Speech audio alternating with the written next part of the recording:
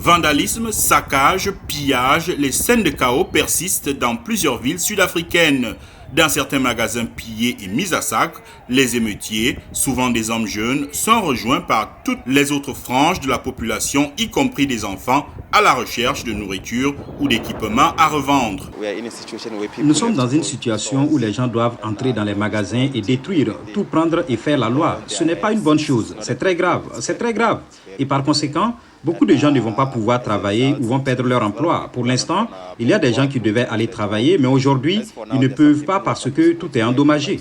Ce mardi matin, la province du KwaZulu-Natal a annoncé que le bilan était passé à 26 morts. C'est dans cette province que les premiers incidents ont commencé vendredi, au lendemain de l'incarcération de l'ex-président Jacob Zuma. Le président Cyril Ramaphosa a confirmé lundi soir 6 autres décès à Johannesburg, la capitale économique du pays. Les autorités ont déployé des soldats, ce qui ne suffit pas à rassurer tout le monde. Je pense que maintenant que le gouvernement a déployé les soldats et tout ça, il devrait faire ça pacifiquement. Personne ne doit être abattu ou tabassé. Les gens doivent réfléchir et discuter gentiment pour calmer la situation. Car s'ils commencent à tirer, ce sera la guerre et nous ne voulons pas de ça en Afrique du Sud. L'Afrique du Sud est un pays pacifique. À ce jour, selon le ministre de la Police, 757 personnes ont été arrêtées, la majorité à Johannesburg.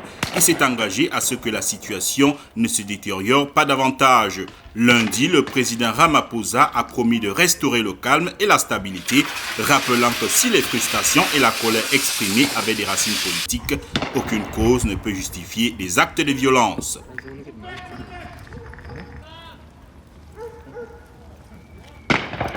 Wie is het hier?